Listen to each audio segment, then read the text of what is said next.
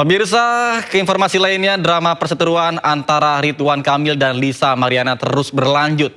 Ridwan Kamil mengajukan gugatan balik terhadap Lisa Mariana sebesar 105 miliar rupiah karena menderita kerugian material dan imaterial.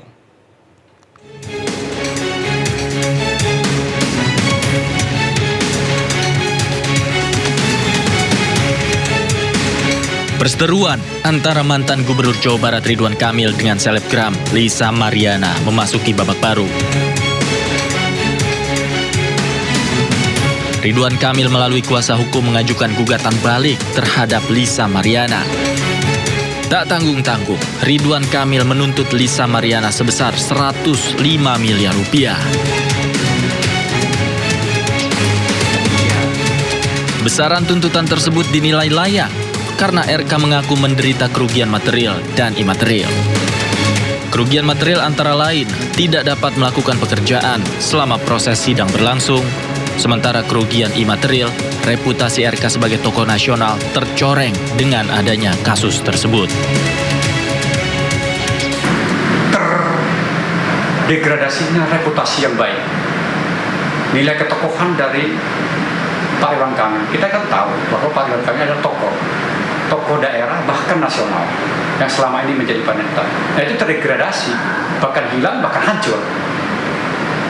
Dan kedua, hubungan keharmonisan dan harga diri yang hancur dan nilai-nilai kehormatan yang sudah hilang. Dari siapa?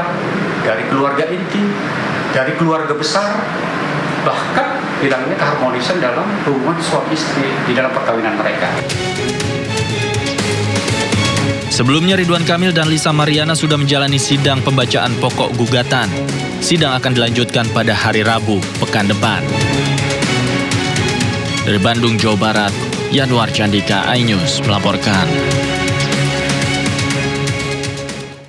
Sebelumnya, santer kasus dugaan perselingkuhan yang menjerat mantan Gubernur Jawa Barat Ridwan Kamil dengan model majalah dewasa Lisa Mariana. Usai Lisa Mariana mengaku memiliki anak dari Ridwan Kamil, pasangan Lisa Mariana membantah bahwa anak Lisa adalah anak RK.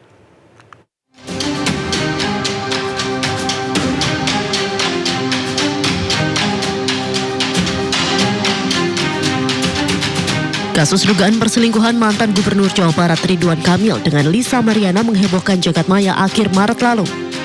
Dalam beberapa keterangannya di media sosial, model Lisa Mariana mengaku berpacaran dengan RK dan bahkan memiliki anak dari mantan Gubernur Jawa Barat tersebut. Tak lama setelah menjadi perbincangan publik, Lisa Mariana pun muncul. Dengan mengejutkan, Lisa mengaku mempunyai anak dari RK. Kronologis kenal sama Pak RK itu saya dikenalkan oleh AA. Ya,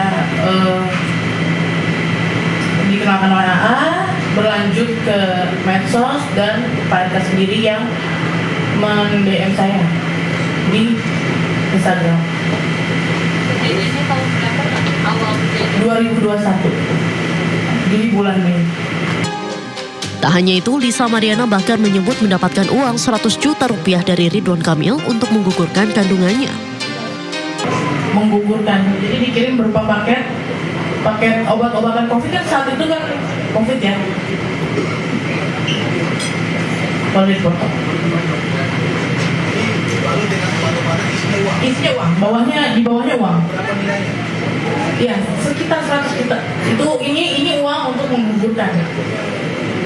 Yang saya nggak menggugurkan kandungan saya, dan saya pakai untuk bertahan karena saya nggak berani pulang kala itu kan. Jadi saya sewa apartemen di daerah Jakarta. Sementara pengacara Ridwan Kamil, Muslim Jaya Butar-Butar, membantah tuduhan Lisa Mariana. Enggak, itu bohong, tidak ada. Karena mekanisme kan jelas, kan begitu. Jadi sekali lagi, kami kan sudah sampaikan tadi bahwa proses tes DNA seyogianya, ingat sekali lagi, seyogianya itu melalui proses pengadilan, karena itu melalui proses implikasi. Jadi bagian dari proses hukum yang akan dilakukan. Namun sekali lagi tentunya kesepakatan kedua belah pihak, ya kalau memang tanpa melalui pengadilan sih oke saja. Pak, hari ini saya bilang tadi, Pak RK siap untuk melakukan tes DNA. Sepekan setelah Lisa Mariana muncul ke publik, muncul pria bernama Revelino Tuase yang mengaku sebagai ayah biologis anak Lisa. Melalui kuasa hukumnya Elmanik, Revelino membantah anak Lisa Mariana yang berinisial CA adalah anak Ridwan Kamil. Meski ada pengakuan Revelino Tuase, Lisa Mariana tetap melayangkan gugatannya kepada Ridwan Kamil, salah satunya meminta tes DNA. Tim Liputan iNews melaporkan. Informasi lainnya pemirsa, sidang kasus korupsi impor gula Thomas Lembong kembali digelar pada Kamis siang. Sidang beragendakan pemeriksaan keterangan dari ahli pidana dan ahli auditor BPK. Pertanggungjawaban harus diminta pertanggungjawaban. Ya. Mantan Menteri Perdagangan periode 2015-2016 Tom Lembong kembali dilanjutkan. Dua orang ahli hadir yakni Ganjar Laksmana Bonaparta sebagai ahli pidana dan Randy Rizky sebagai ahli auditor BPK. Dalam persidangan pada tanggal 23 Juni lalu, BPKP menilai impor gula ini dilakukan melalui 28 surat persetujuan impor yang dilakukan tanpa adanya rekomendasi dari Kementerian maupun rapat koordinasi terbatas sehingga impor gula kristal mentah tetap dilakukan. Namun, Tom Lembong membantah hasil audit yang dilakukan oleh pihak BPKP dengan alasan terdapat aspek kekeliruan. Selain itu, Tom juga mengatakan sudah melakukan rapat koordinasi terbatas sebanyak 12 kali, tidak seperti yang dituduhkan oleh BPKP. Karena begini, bukan tidak mungkin sebuah kebijakan itu lahir. Pengadilan Tindak Pidana Korupsi Jakarta Pusat kemarin siang juga menggelar sidang pemeriksaan Sekjen PDI Perjuangan Hasto Kristianto sebagai terdakwa dalam kasus dugaan suap dan perintangan penyidikan kasus Harun Masiku. Sebelum sidang dimulai, Hasto tampak menyapa para anggota PDIP yang hadir, termasuk Jarod Syaiful Hidayat hingga Ganjar Pranowo. Hasto diperiksa sebagai terdakwa atas kasus dugaan suap pergantian antar waktu anggota DPR dan perintangan penyidikan kasus Harun Masiku. Dalam perkara dugaan suap, Hasto disebut menjadi pihak yang turut menyokong dana. Kemudian suap diduga dilakukan agar Harun ditetapkan sebagai anggota DPR melalui proses pergantian antar waktu.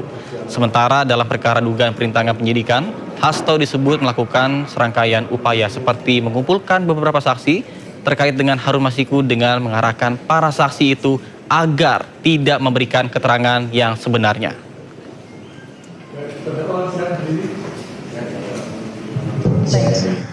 Yang itu ditenggelamkan saja, tidak usah mikir sayang dan lain-lain. Gitu ya. Saudara nggak tahu ini, nggak pernah ngirim. Saya tidak tahu terhadap percakapan ini, tahu di persidangan ini, karena pada saat itu juga saya sedang ada acara hari lahir Bung Karno. Oke. Dalam persidangan kali ini, jaksa mencecar Hasto Kristianto dengan pertanyaan soal kedekatannya dengan Harun Masiku. Jaksa menilai ada kejanggalan dengan langkah Harun Masiku yang langsung ke Sekjen PDI Perjuangan itu untuk membicarakan pencalegannya. Saudara terdakwa ya, saya ingin bertanya terkait dengan kedekatan saudara dengan Harun Masiku. Nah, Harun Masiku ini kan tidak punya jabatan di DPP kan? Tidak. Nah, mengapa pada saat dia ingin mendaftar itu langsung menemui sekjen gitu? Ini kan kalau menurut saya kan terlalu tinggi gitu. Kenapa bisa seorang kader biasa ingin mendaftar caleg itu menemui langsung sekjen seperti itu? Jadi yang bersangkutan, izin yang mulia, pada saat itu dia menyampaikan ada yang dari pihak sekretariat yang mengantarkan Harun Masiku dan kemudian menunjukkan aspek historis. Bagaimana dulu dia menjadi pengurus di Litbang pada tahun 2000. Kemudian yang bersangkutan ikut terlibat di dalam penyusunan ADART untuk kongres pertama. Kemudian dia juga menyebut nama senior partai dari Sulawesi Selatan yang sangat dihormati di partai.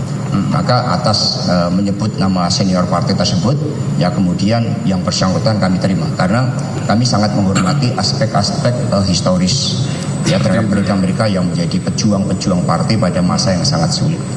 Jadi atas dasar dia mendapat nama dari senior partai, maka sekretariat tersebut kemudian mengantar kepada saya. Artinya ada yang merekomendasi Harun Masiku untuk bisa menghadap kepada terdakwa pada waktu itu kan seperti itu ya. Betul. Baik. Nah, apakah pada saat partai menetapkan Harun Masiku itu di Dapil Sumsel 1 ya, padahal kan sebenarnya dia orang Toraja kan seperti itu ya. terdakwa ya. Apakah Harun Masiku ada berkonsultasi kembali ke saudara terdakwa atau bertanya kenapa saya ditempatkan di dapil Sumsel 1 seperti itu? Bisa dijelaskan? Tidak ada, izin yang mulia. Juga tadi saya ada yang kelewatan bahwa saya tidak punya kedekatan dengan Harun Masiku, itu saya luruskan. Kemudian ketika penetapan itu sifatnya keputusan, sehingga seluruh calon anggota legislatif yang telah diputuskan oleh DPP Perjuangan ya harus menerima keputusan tersebut. Apalagi keputusan ini melalui suatu proses demokratis dengan cara menanyakan kepada setiap calon anggota legislatif terhadap usulan daerah pemilihannya. Sumsel merupakan usulan saudara Harun Masiku. Klarifikasi baru dilakukan apabila penempatan daerah pemilihan itu di luar yang diusulkan oleh calon anggota legislatif, karena di dalam undang-undang dinyatakan bahwa seluruh proses penjaringan dan penetapan calon anggota legislatif harus berlangsung secara demokratis. Baik. Nah, pada saat Harun Masiku mengajukan usulan 2 tempat itu di Sumsel 1, di dapil Sumsel 1 dan Toraja itu di Sulawesi ya, apakah ada berkonsultasi dengan saudara terdakwa? Tidak. Tidak ada ya? Tidak. Nah, apakah memang benar ya di daerah dapil Sumsel 1 itu merupakan basis massa dari PDIP, benar? Pada tahun pemilu pertama tahun 99, Sumsel 1 merupakan basis. Ya. Kemudian juga pada pemilu tahun 99. Tetapi setelah itu kemudian perolehan kursi di Sumatera Selatan itu mengalami penurunan. Kalau tidak salah kemudian Golkar yang menjadi juara di sana. Seperti itu ya. Iya. Baik. Saudara terdakwa ya. Ini masih garis besarnya aja dulu, nanti detailnya kita di fakta selanjutnya. Apakah dalam proses pencalekan ya di tahun 2019 itu Harun Masiku itu sering menemui terdakwa baik di rumah aspirasi ataupun di PDIP pada waktu itu? Izin yang mulia, hanya satu kali bertemu dengan saya, yaitu pada saat memperkenalkan diri dan kemudian saya minta untuk mengisi formulir di sekretariat. Jadi hanya satu kali itu. Baik, ini ada di BAP saudara terdakwa ya, di BAP nomor 24 ya. Saudara terdakwa mengatakan bahwa benar Harun Masiku itu pernah datang menemui saya di kantor DPP PDIP di Jalan Diponegoro nomor 58 Jakarta Pusat, maupun di rumah aspirasi di Jalan Sultan Syahrir nomor 12A Jakarta Pusat. Artinya kalau berdasarkan keterangan saudara terdakwa ini lebih dari satu kali. Mohon izin yang mulia, tadi JPU menanyakan pada saat pencalekan. Ya. Pencalekan itu selesai ketika pemilu tanggal 17 April. Iya, betul. Nah, setelah itu saudara Harun Masiku bertemu saya di rumah aspirasi ketika mengundang saya. Ya sekitar bulan November untuk menghadiri acara potong kerbau, suatu upacara adat yang sangat besar, dan juga mengundang saya untuk hadir di Natalan. Tetapi saya tidak menghadiri kedua undangan tersebut. Sementara itu dalam sidang Hasto juga membantah telah menyuap mantan komisioner KPU Wahyu Setiawan. Bapak itu ditarik itu dalam kejadian tanggal 5 Desember 2019. Saiful Bahri menghubungi Agustianitio menanyakan biaya operasional yang diperlukan Wahyu Setiawan. Terkait ini Bapak tahu nggak? Sama sekali tidak tahu, karena itu di-create antara Saiful Bahri dan Doni Tristekoma. Baik, sebelum saya lanjut, keterangan ahli, Bapak kan dituduh ya turut serta dan turut membantu.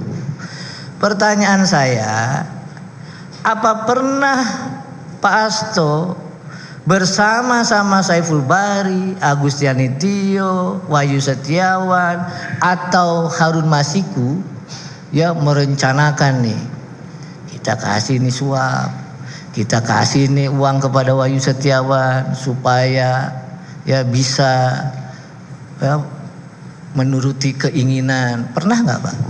Tidak pernah, karena sebagai sekjen saya selalu melarang untuk tindak yang melawan hukum seperti suap. Itu kami jabarkan juga di dalam peraturan partai, dalam instruksi partai.